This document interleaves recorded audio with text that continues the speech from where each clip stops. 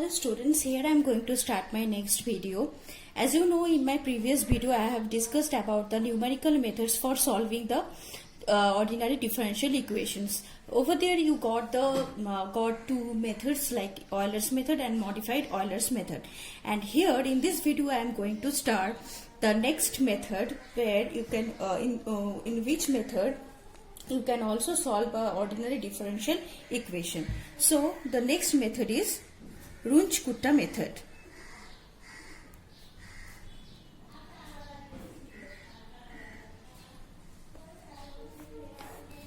By this method also we will try to solve an ordinary differential equation by the numerical method. Actually, this new Runge-Kutta method for the numerical solutions of an ordinary differential equation give us a greater accuracy rather than the Euler's method, and you can also say that modified Euler's method, and also avoid the disadvantages of the Taylor series method. So you actually this Taylor series method is not there in your syllabus, so I am not discussing this Taylor series method here.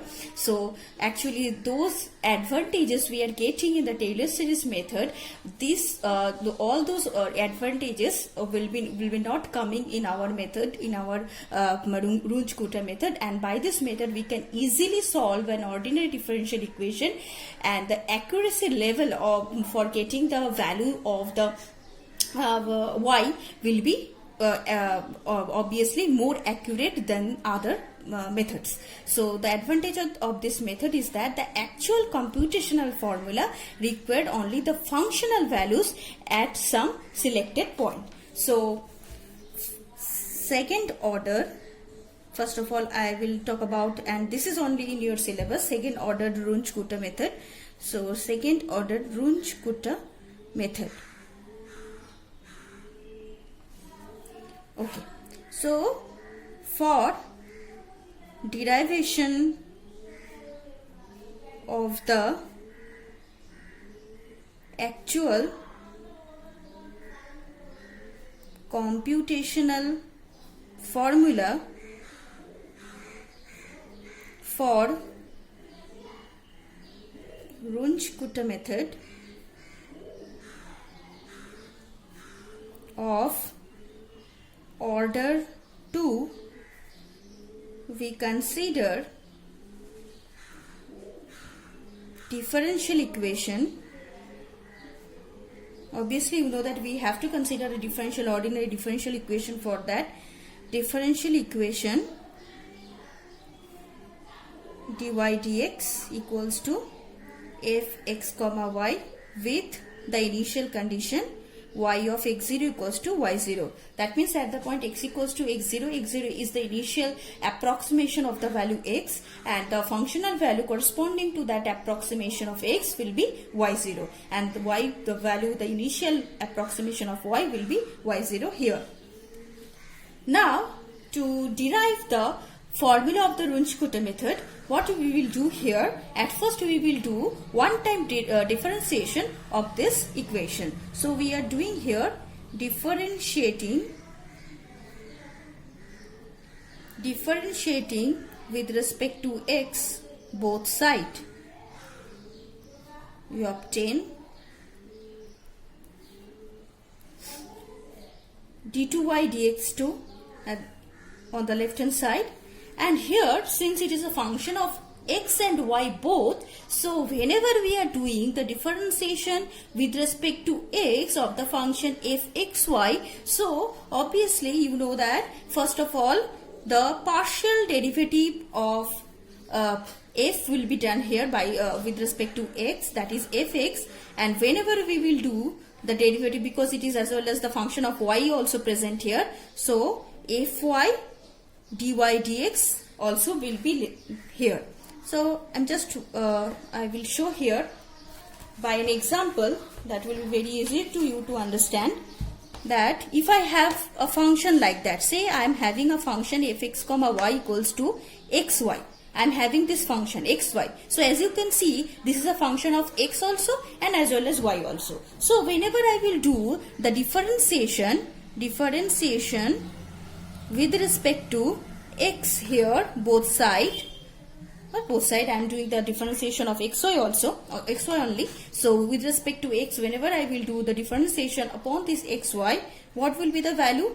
Obviously, by the multiplication differentiation formula of the multiplication of two function will be applicable here. So at first it will be y, and then for the, so whenever we are doing the differentiation of x, it will be 1 into y, and whenever we are doing the differentiation of y, then it will be dy dx. And the same thing I am doing here, since it is a unknown function, fxy is an unknown function, so that's why here actually this is actually representing, as you can see here.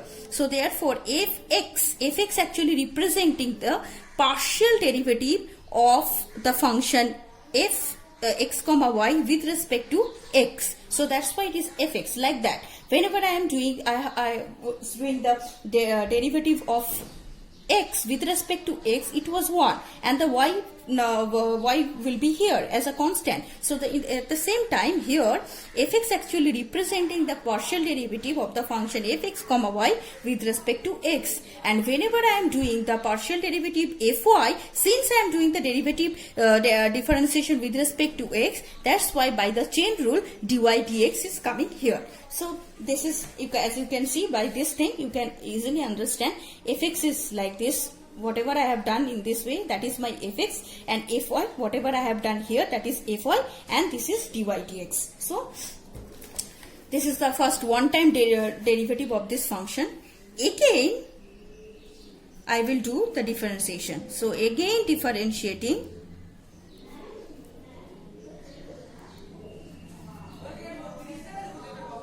with respect to x, both side. So here if I do the differentiation with respect to x both side, it will be d3y dx3 equals to, here though it is a fx is a partial derivative of the function fx comma y, but still it is a function of x comma y. Still it is a function of x comma y. So I have to do the derivative for both x and y both. So therefore, first of all, whenever I will do the derivative with respect to x, that will be partially, and it will be fxx. So the function fx, whenever on the function fx, whenever I am doing the differentiation with respect to x, so fxx actually x upon this fx, I am doing the derivative partially with respect to x. That's why this fxx is coming here. And whenever I will do the derivative with respect to y here, it will be simply yx.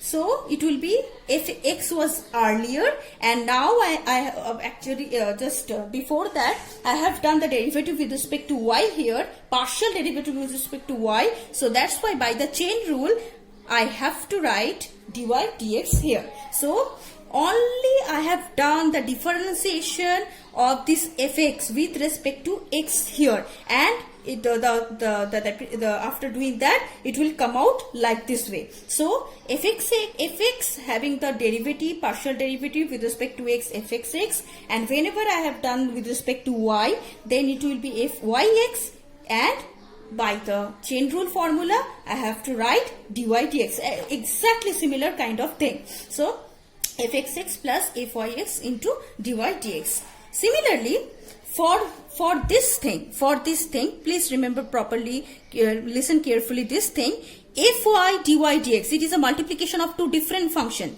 This is a multiplication of two different function. So you know, whenever we are doing the differentiation of a function which is actually multiple of the multiple of two different function, then one function will be constant at a time, and then plus the next function. So at first I am taking dy dx as a constant, and I am doing the derivative upon this fy. Understood? Dy dx at first I will keep as a constant, and I will do the derivative upon this fy. So dy dx is constant here. So I have kept dy dx as a constant, and inside the bracket I will do the derivative of fy with respect to x. Okay.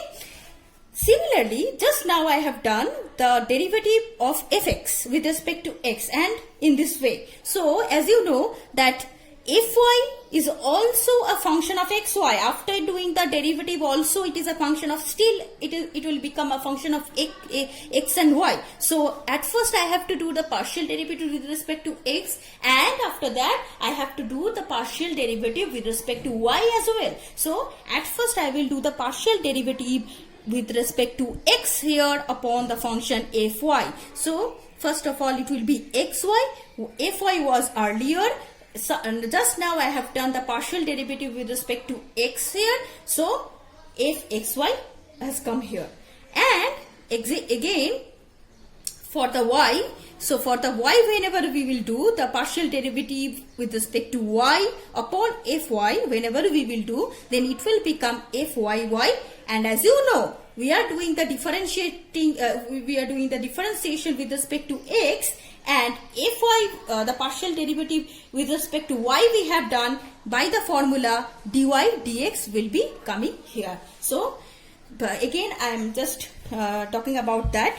So dy dx is a constant. At first I have taken dy dx as a constant, and I am doing the derivative of fy with respect to x, but it is a function of both x and y. So that's why I have to do the partial derivative of x at first and the partial derivative of y after that. So whenever I am doing the partial derivative of x upon fy, then it will be fxy. Since differentiation is also with respect to x, so no chain rule, no, nothing will be coming here. But whenever I am doing the partial derivative with respect to y here, fyy will be coming, and together with fyy also by the chain rule method, the dy dx also will be coming at that step. Okay, plus, and then now the multiplication rule. This was constant earlier. Now it will be, I have to do the derivative upon this, and fy will be keeping constant over there. So fy will be keeping constant here, and I will do the derivative ddx upon this dy dx. So in this way we have done the second step of differentiation here. So I can write all those things, fxx plus fyx into dy dx plus fxy dy dx plus fyy. I am multiplying those things, fxy dy dx, fyy dy dx whole square plus fy d2y dx2. Now here, as you can see here, I have got here dy dx 2 times here, fyx and fxy. These two things actually will be exactly equal whenever a function will be continuous. So if I consider this is a polynomial function, if my function will be a polynomial function, then these two values will be exactly same. Fyx and fxy will be continuous, and these two values will be exactly same at each and every point x comma y. So I can write here fyx dy dx and fxy dy dx both are same, and then after that we can easily write here that will be equals to fx6 at first and 2 fxy dy dx, because they are same. If you are getting a polynomial function, and basically we are every time taking a polynomial function for this method, so if twice into the fxy dy dx. Obviously instead of taking polynomial function you can take any logarithmic function also, but function should be continuous. If a function will be continuous, then then you can easily you can say that fyx and fxy will be exactly equal, and that is proved by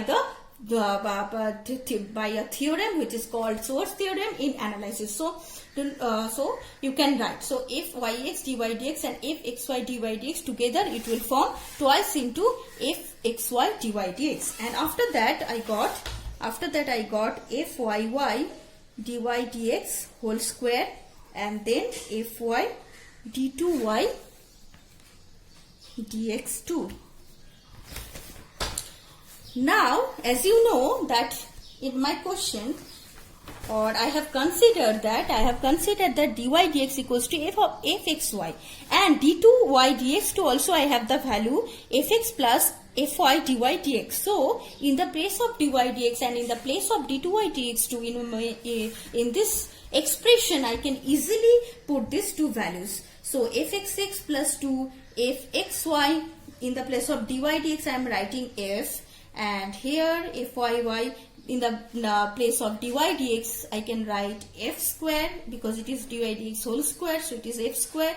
And here fy and d2y dx to having the value fx plus fy dy dx, and you know that dy dx again the value having the value fy, so I can directly I can write f here. So fxx plus 2 fxy f plus fyy f square plus fy fx plus fy fx plus fy square f. So this is the ultimate result I have got after doing the differentiation, twice differentiation. So I can give a name here, so I am giving the name 1 here. Okay, so now then the next thing what we will do now after that, now applying Taylor series we have, upon which we will use this Taylor series, upon this one. y1, obviously you know that y0 is the initial value of y.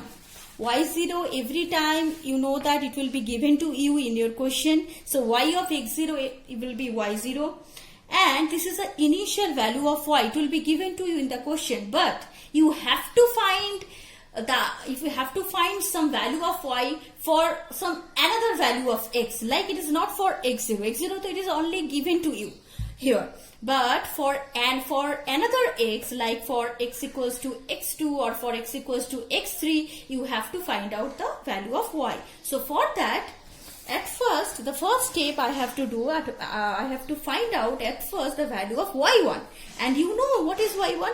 y1 is nothing but y of x1. The value of y at the point x equals to x1 is nothing but y1. So y of x1 equals to y1.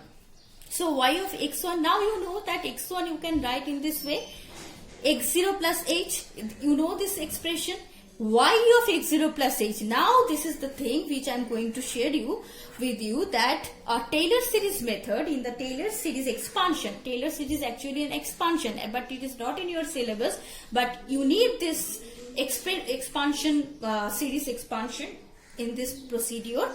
So that's why I'm going to write that. Suppose you are having an expression like that, f of x plus h.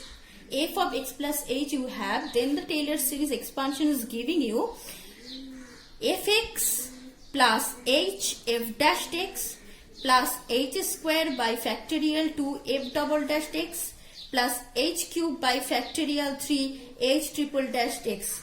I think I have already discussed this Taylor series expansion in this chapter, in the chapter of trapezoidal rule, Simpson's 1/3 rule. So I think you know about that. So fx plus h f dash x plus h squared by factorial 2 plus h cube by f double dash, this is h cube by factorial 3 h triple dash plus dot dot dot. It will be an infinite series. So in this way it is going on. So I'm just going to apply this expansion here. So whenever instead of f, now y is present here, instead of x, now x0 is here, and h will be h here only. So here I can write, if I apply the Taylor series expansion here, then I'm getting here y of x0 plus h y dash of x0 plus h squared by factorial 2 y double dash of x0 plus order of h cube. Why I am writing here order of h cube?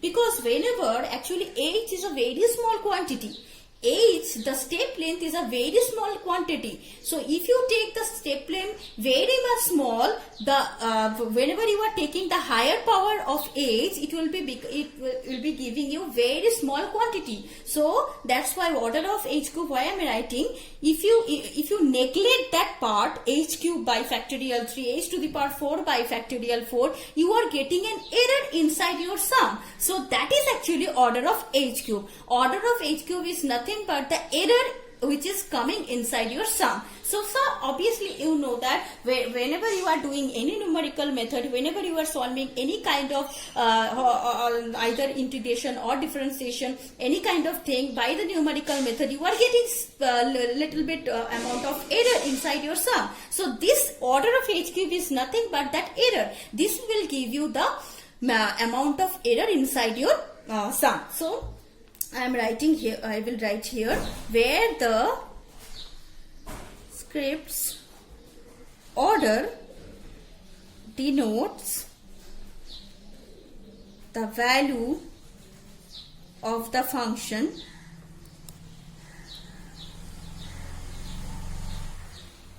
at x0 comma y0.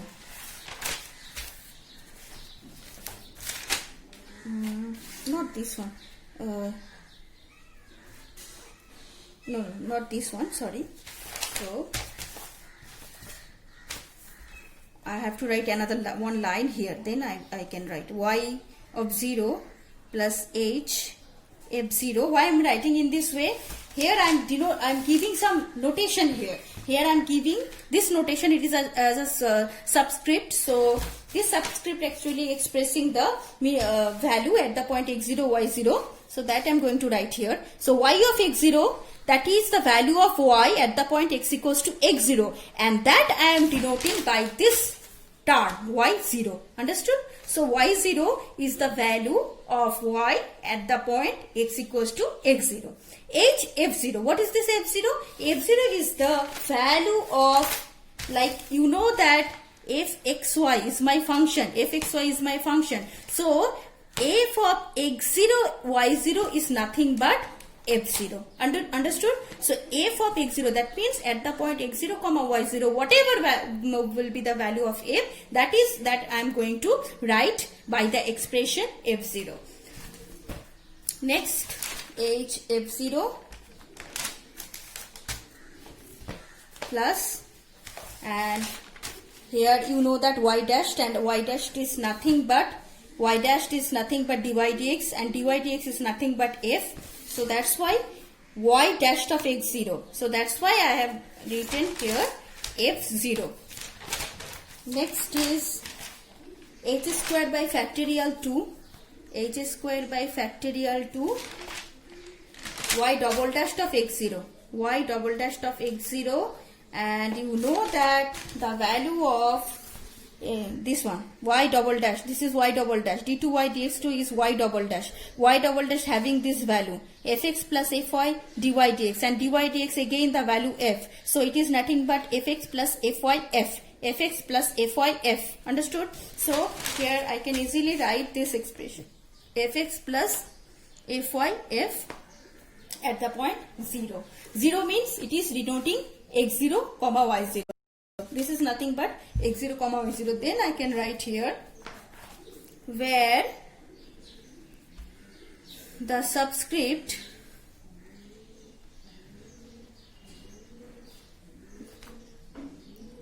O denotes the values of the function at x0 comma y0. Okay. Now in this method the solution of dy dx equals to fx comma y is taken with the step length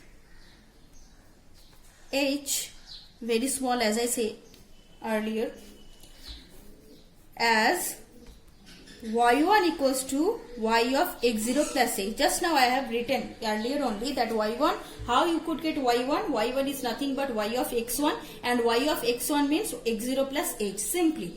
But here what I am doing, instead of, because I don't know what will be the value of y1, so I am just trying to guess a value, and that value is k. So y0 plus k. So here I am going to introduce one character, or you can say one value, that is k. So if you add this particular value, which I am going to find out afterwards. So k is a value. If you add the value k with y0, then you can directly get the value of y1. You have to find out the value of k by some procedure. So y1 equals to y0 plus k. So I am just going to give some equation.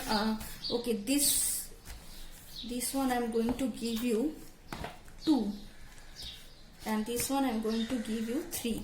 So this expression is 2 and this one is 3. Okay. Now what is this k? Where this k actually this is a linear combination of two another quantities, alpha k1 plus beta k2.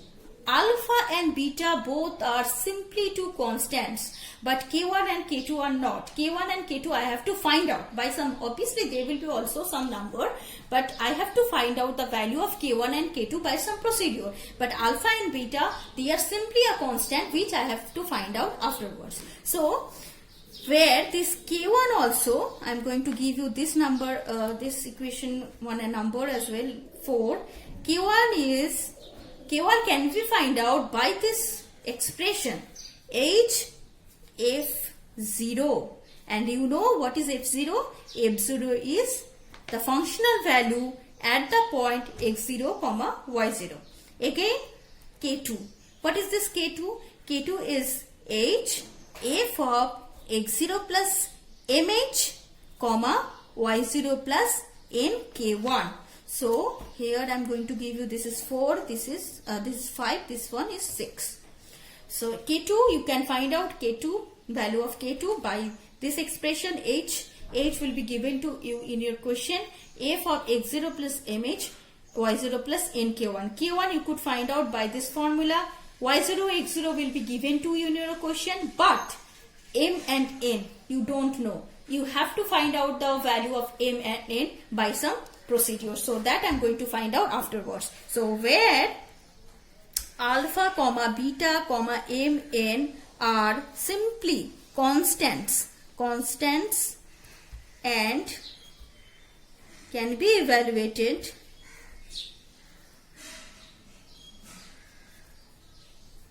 by the following steps.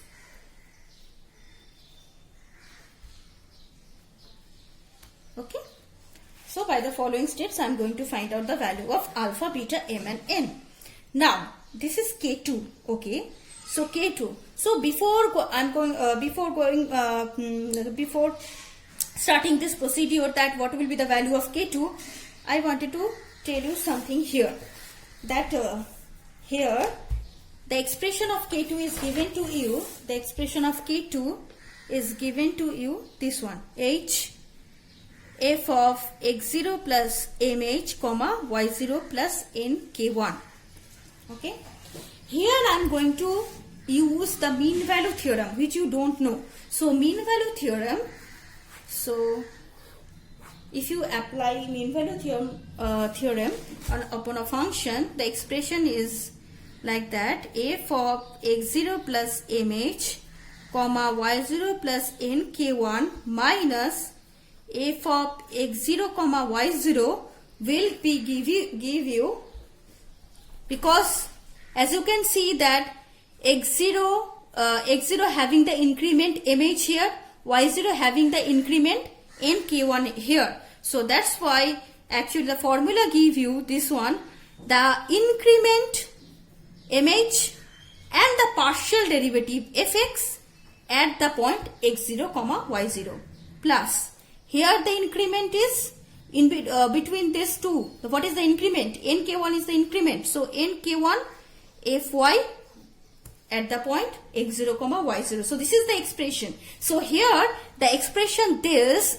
instead of writing this expression, I can write now f of x0 plus mh comma y0 plus nk1. The value of this will give you now f of, if I take this thing on right hand side, x0 comma y0 plus mh fx at the point 0 plus nk1 fy at the point 0. So I'm going to write this expression instead of writing this expression here.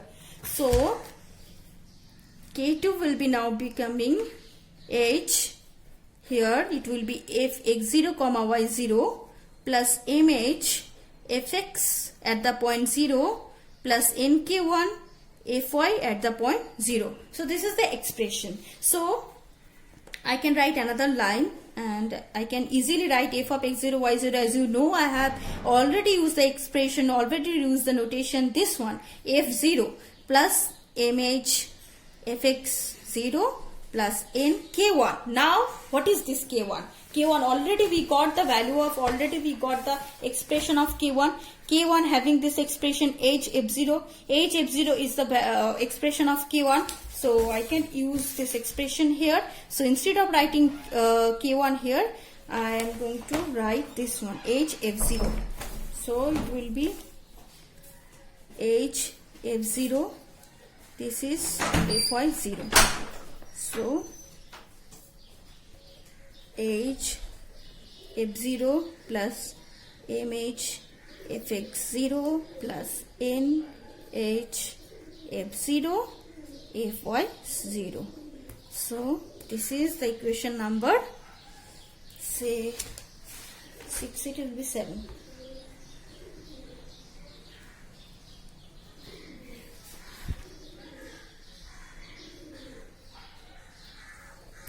Okay. Now we have y1 equals to y of x1. Y of x1 is nothing but x0 plus h, and that is now y1 plus k. Already we have got the expression y1 plus y0 plus k. So y0 y1 is nothing but y0 plus k. So y0 plus, and k, what is k? K is alpha k1 plus beta k2. So alpha k1 plus beta k2. So y0 alpha, what is k1? K1, this is k1 h f0.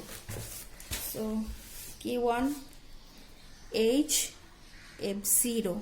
Okay, beta, what is k2? Just now we got the value of k2, this expression. So if I multiply the value of if I multiply h throughout here, h f0 plus mh square fx0 and h square f0 fy0.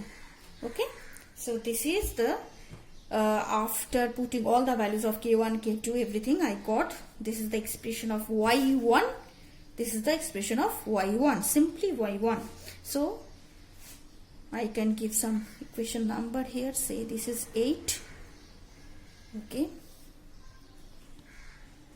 Okay, no, after doing one more step I can give the name here. So y0 here, what I'm going to do, I'm going to take common this h. So h if I take common, and also f0, h f0 is common in between them. So h f0 in the bracket it will be alpha plus beta simply.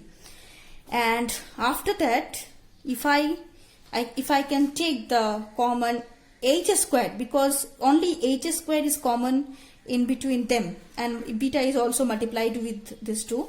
So if I take h squared common, then in between, inside the bracket it will be beta m fx0 plus beta n f0 fy0.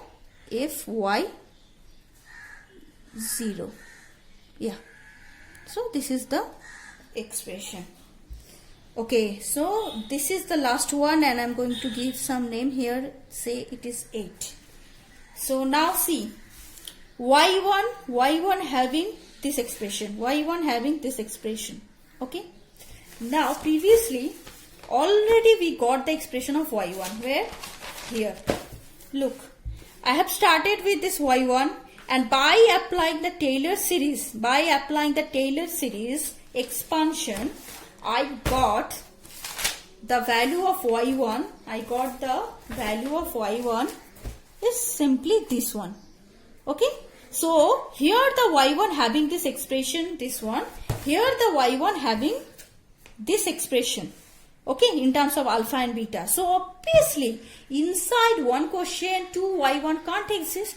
So obviously these two expressions of y1 will be matched. So we are going to compare the right hand side of this both y1. So here the equation, here it was equation number 2, and I have here the equation number 8. So comparing equation 2 and 8, we got comparing equation 2 and 8, we got, look here, HF0, here the coefficient is alpha plus beta. Here HF0 coefficient having 1. Coefficient is here present 1. So obviously alpha plus beta will be 1 here. First one y0. First one here also y0. So it is matched with the previous one.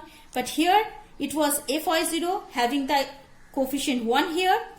Here HFy0 having the coefficient alpha plus beta. So obviously alpha plus beta will be equals to 1. So alpha plus beta equals to 1. Next. As you can see, h squared by factorial 2. So h squared fx0. So h squared fx0. As you can see here also I am having the same kind of expression, h squared fx0. Look, h squared fx0 having the coefficient beta m. H squared fx0 having the coefficient beta m. Here h squared fx0. Why it is fx0? Because obviously outside naught is there. So this is the expression having the whole thing giving the value at the point x0 comma y0. So this is fx0. This is, I can say, fy0, f0, all thing. So h squared fx0 having the coefficient half here. 1 by 2 factorial means half. So beta m is now, beta m after comparing, I can write beta m equals to simply half.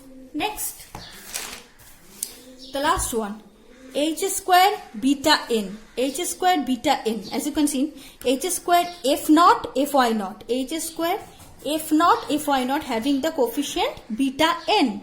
Here h squared f naught fy naught having the coefficient half. So beta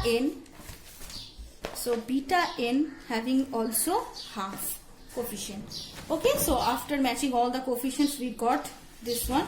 Since these two values are same, beta m half, beta n half, so obviously beta m equals to beta n, and that implies beta m equals to n.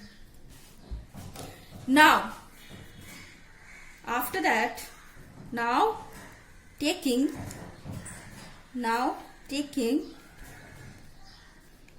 m equals to n equals to 1, we obtain alpha equals to beta equals to half. If we could take m and m both are 1, so beta is giving half here, and if I put beta half here, I am getting alpha also half. So alpha and beta both are half. So now I can write the whole thing, whole formula.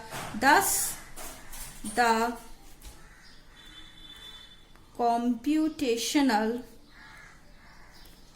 formula for Runge-Kutta method of order 2 reduced to y1 equals to y0 plus k. Okay, next I have to find the value of k, which was earlier alpha k1 plus beta k2. Alpha and beta I got. Alpha is half, beta is also half. So half k1 plus half k2. So half k1 plus k2. Okay. Next is k1 I have to find. K1 is nothing but h f0. K2 is h f of x0 plus m. What is m? M is 1. h0 x0 plus h comma y0 plus n k1. N is 1, so k1 1 into k1 k1. So here k1. Okay, so this is the whole thing. So this is the actually computational formula of Runge-Kutta method. After getting the values of k1 k2, you have to put here k1 and k2 here. You have to find the value of k, and then after adding the value k with y0, you can easily find out the value of y1. So now I'm going to do one question, one problem, so that you can understand better by doing one sum. So I'm going to take one sum now.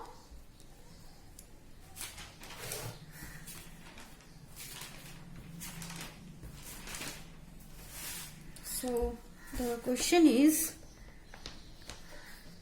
compute y of 0.2 from the equation dy dx equals to x minus y of 0 equals to 1 given, taking h equals to 0.1 as a step length by Runge-Kutta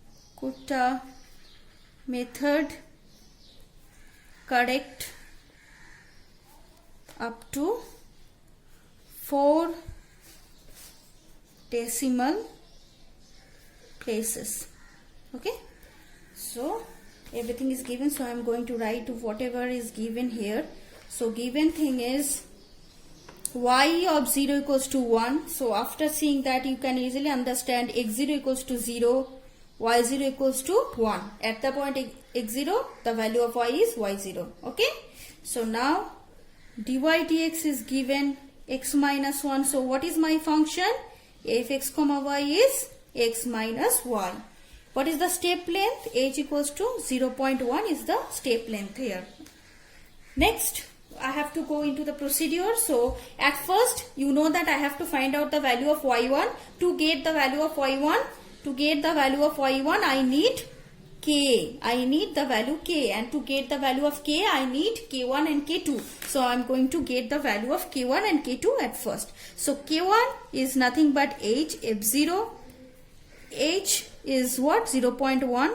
f0, as you know, the functional value at the point x0, y0. So function is what? Function is x comma y. So f of x0 is 0, y0 is 1. So 0.1 into, at the point 0, 1, if I put here 0 minus 1. So 0 minus 1. So I am getting 0. Minus 0.1 k1. Now next k2. K2 having the formula x0 plus h comma y0 plus k1, h 0.1, x0 0, h 0.1, it is given only h 0.1, y0 is 1, k1 just now I got k1, this is the value of k1. So y0 was 1, k1 is minus 0.1. So 0.1 into f of 0.1 comma minus 0.9. Okay.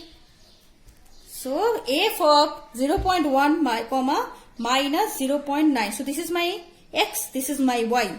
So if I put in the function x minus y, so 0.1 minus, sorry, this was plus.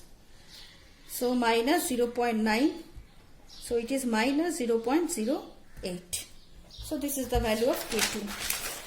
So now after getting k1 and k2, I have to find the value of k. Therefore k is half of k1 plus k2. Half is 0.5 into k1 I got minus 0.1 and k2 I got minus 0.08. So after putting the value at the point k1 and k2, So I got minus 0.09. Okay, so this is the value of k. Now y1 having the formula y0 plus k. Y0 was 1, k I got 0.09, so I got the value 0.91. Okay, so I got y1, and you know that y1 is what? Y of x1, and y of x1 means x0 plus h. Y of x0 0, h is 0.1, so y of 0.1 is y1 here, and y1 I got 0.91. So y of 0.1 is nothing but 0.91. But what I have to find?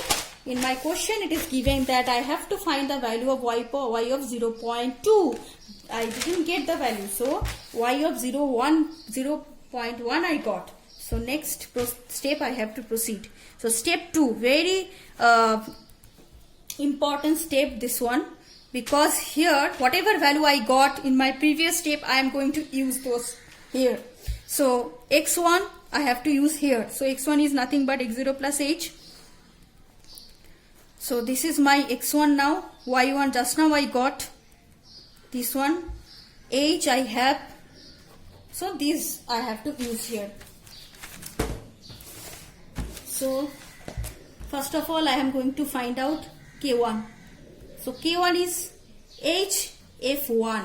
Okay. Now f1. Previously it was f0. Now since I have got y1, so I am going to use all the values whatever I got at my previous step. So f1, this step will be one step. So h is 0.1. f1 means f of x1 comma y1.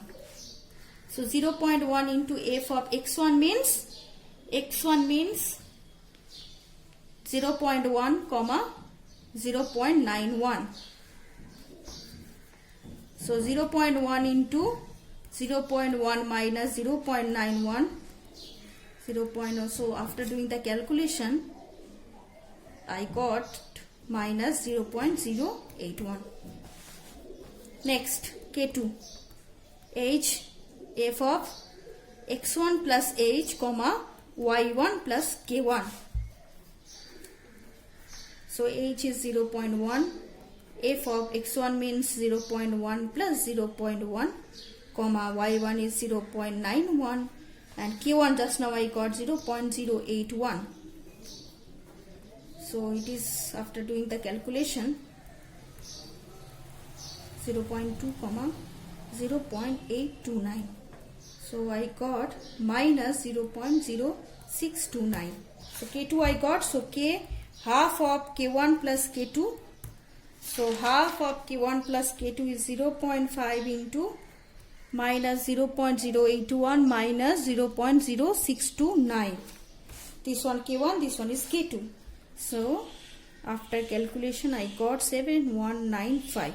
So k already I got. So y2 is y of x2, and y of x2 means x0 plus 2h.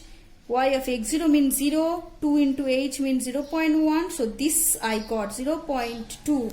So y of 0.2. So that's why y of, so now y2 is nothing but y1 plus k. So y1 previously I got 0.91. Just now k I got 0.07195. And after the calculation I got 0.83805. So y2 equals to y of 0.2 is, if I round up, so I have to round up up to 4 decimal places. So 1, 2, 3, 4, and fifth position is 5. That is, so therefore it will be not greater than actually. So that's why 0.8380 will be the value after doing the round up to 4 decimal place. Okay, so till this here I am concluding my video here only. After that I am going to make another video with the Wedel's rule. Only the formula is there and you have to do the sums over there. So Wedel's and Boyle's rule, that if I complete that one, then your syllabus will be completed. Thank you.